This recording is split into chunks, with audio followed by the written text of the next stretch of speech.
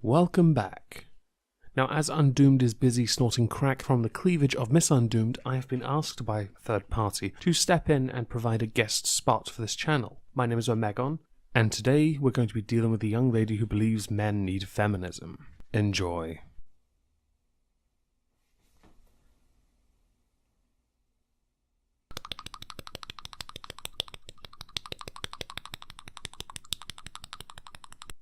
But just Lataj, will being a feminist make my dick disappear?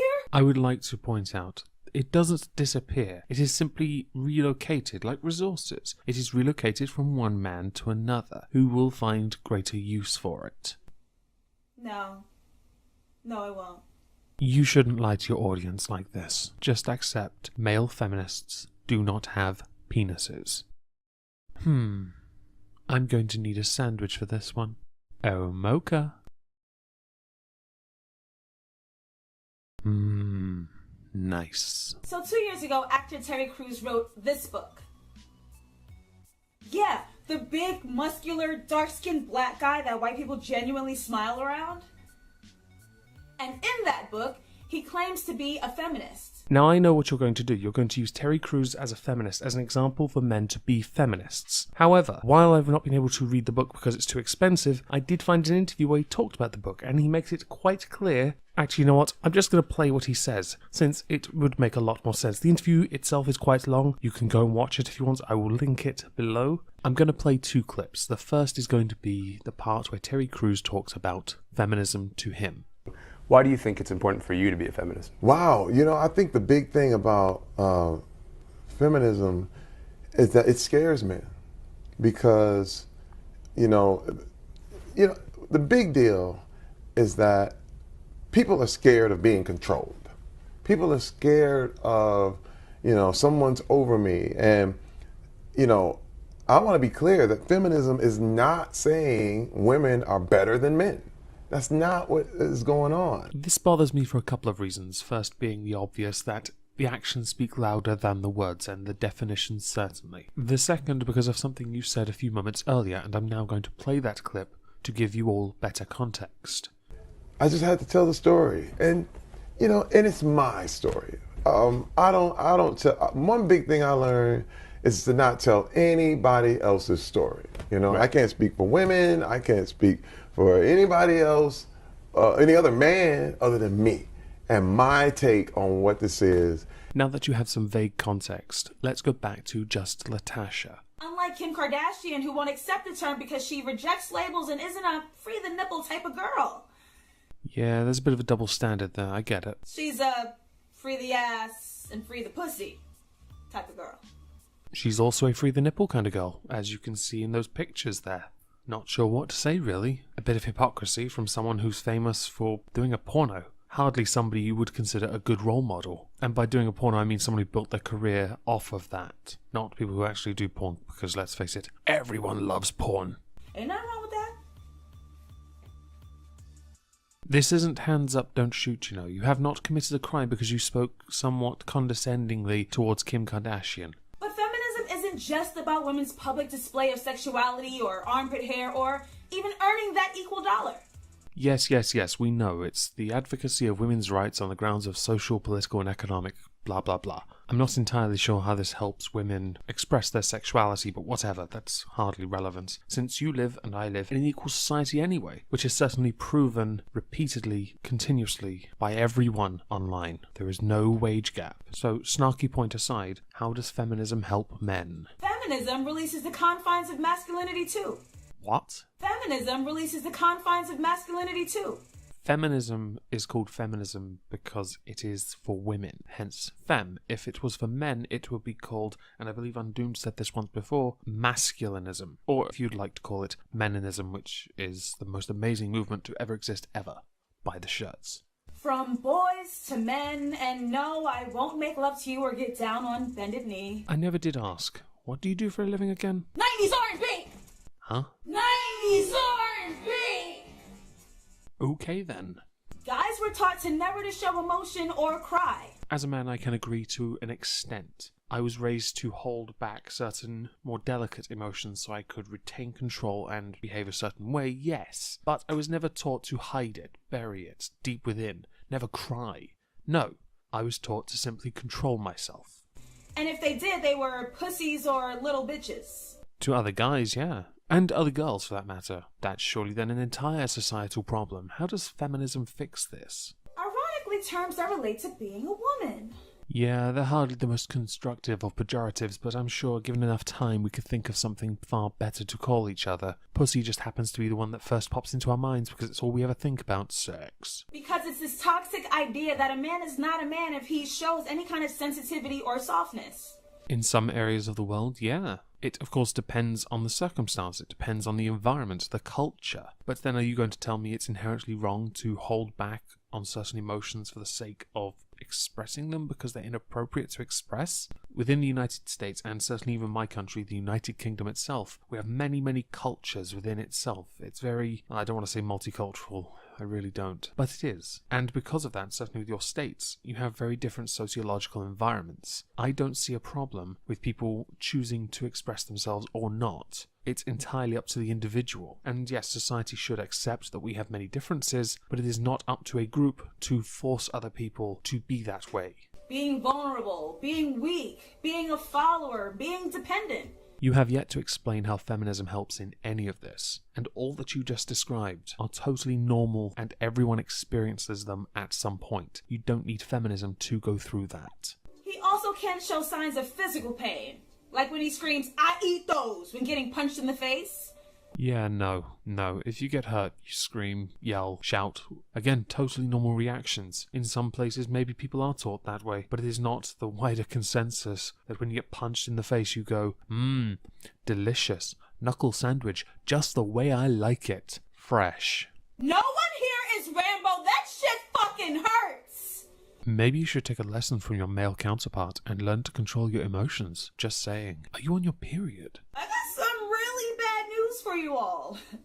All of you are not hunters or pack leaders. What on earth are you talking about? When I'm hungry, I hunt for food. In my nearest Tesco. I'm not even kidding, I hunt. I take a spear and everything. I fucking scare the shit out of the old people. Because there's nothing manlier than hunting for a chicken and bacon sandwich. Your dick is not a compass and we've been going in circles for hours. Just ask for direction.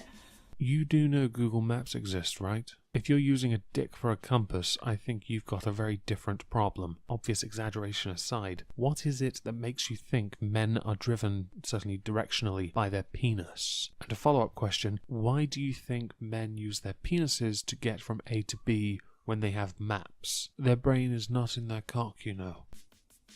And it doesn't stop at being vulnerable. It questions your toughness too. Not really. I think if you are able to show that you're vulnerable, you can look to make yourself stronger. Men's sexuality are put up on the chopping block when they don't sexually harass a woman. If you're not being accepted by a group of people because you refuse to sexually harass someone, then chances are you're not hanging out with the right people. There are many things that have made me uncomfortable in my life, and seeing a man forcibly try to sexually harass me is one of them. I guess it's awkward when you don't pay them enough. Like, if you're gonna call me a hoe, say it with your chest. Have some conviction. Okay. You are a hoe. Ooh, the Fifis must be so hurt right now. Hoe. So now, when I curse you out, I don't have to feel like it's reverse bullying. Ooh, this sounds like a good time to insert Undoomed's hey, moron thing. But as I'm English, it doesn't sound quite right, so I'm going to go, gosh darn nincompoop. I say there, gosh darn... you know what, I'm going to go with Undoomed. Hang on. Hey, moron! Fucking moron! Okay, so reverse bullying, like reverse racism, is not a thing. Don't create terms just to suit your bullshit agenda. It is not a thing to be reverse bullied. Idiot. Or, as he said, moron, you know. Or when men feel lesser for not having big, broad shoulders to cast shade over the feeble female, or the abs to provide the strength for shoulder hoisting on the way to genital thrashing. Yeah, we get it. Humans come in all different shapes and sizes. You have yet, though, to tell us how masculinity can be helped, saved by feminism. All you've done is make assertions, and not backed a single one of them up. Because that's what sex is, when genitals do this thing. If you're two squids, perhaps. Terry Crews states that men remain silent for a few reasons. Well, he should be good then. Men see themselves as more valuable. Who the fuck is assigning value to a life? And then who is assigning value to one gender over the other? This Crews idiot is exactly that, an idiot. This does not explain masculinity at all. This includes rape culture. Not caring when women get raped or feeling forced to feel like rape against men is a victory. Rape culture in your country, not real. And nobody should think rape is okay, ever. I would very much like the definition of rape to be changed to include men being the victims of rape, but it has yet to be changed in your country or my own. Or the sexual harassment of women, or feeling like women's issues just aren't their problem. But that's what feminism is supposed to be for, to help raise these issues women face. Men would do the same thing, but when they do, they're considered terrorists. I would also like to point out, it is not the job of all of our society to tell every individual how many fucks they're supposed to give about another person's problems. In any degree of the form, women are subsequent, subservient, and sexual. Unless paid to be, or they choose to be, women are not considered sex objects by those who have any respect for human life. Terry also states that men fear being controlled, or fearing that women will have more power. I would like to now go on record then to say I fear no one being in charge as long as they have earned the right to be there. If they have the right experience and qualifications and end up holding the highest position they can get to, so be it. I couldn't care less what your gender is. Guys, we bleed up to 6 days and don't die. We are more powerful. If anything makes women more powerful than men, it is not the fact that up to 6 days a month they bleed. For summer 16, I propose new rules for what makes a man a man. Does this mean for summer 2016 I can propose new rules for what it means to be a woman? Standing up for who you are and being you wholeheartedly all the time. Be another dickhead with a microphone. Gotcha. Standing up for women who are victims of misogyny. I will stand up for anyone who is a victim of something that is unjust. That does not mean I am a feminist. It means I treat all equally, which is exactly how you should treat. The fact you focused on misogyny there tells me you don't even see for a second that men themselves can be victims. Being so comfortable in your masculinity and what that specifically means for you that you aren't threatened by women wanting more power. Not giving two fucks about what somebody else does with their life and how it turns out for them power-wise. Gotcha. And crying. What's wrong with crying? I don't see a problem with crying. We all cry. Something will hurt us to the point where we cry. It's natural. Yes, okay, some people are raised to not cry because they're told to bury their emotions. I'm English, I should know this. But crying happens to everyone eventually, and it is normal to cry. Have you ever heard a song, a poem, or saw a piece of art that just moved your soul? Yeah, I get like that after I listen to Soulfly and read comic books. I pick up my guitar, and then I start fiddling with Mjolnir. Had thine eyes never seen Mufasa slip from that cliff straight on into a stampede, leaving behind a small cub? Yeah. I've also watched your entire video now and noticed you have yet to actually tell me how feminism helps men with their masculinity. These are the new rules. To make new men, to make a new you. Well, I learnt nothing from that. Thank you, Just Latasha, for teaching me jack shit about masculinity and how feminism could help me. Just before we finish, I would like to take the opportunity now to thank Undoomed for allowing me the opportunity to provide a video for his channel. Shill myself a little, I guess. Cheerio.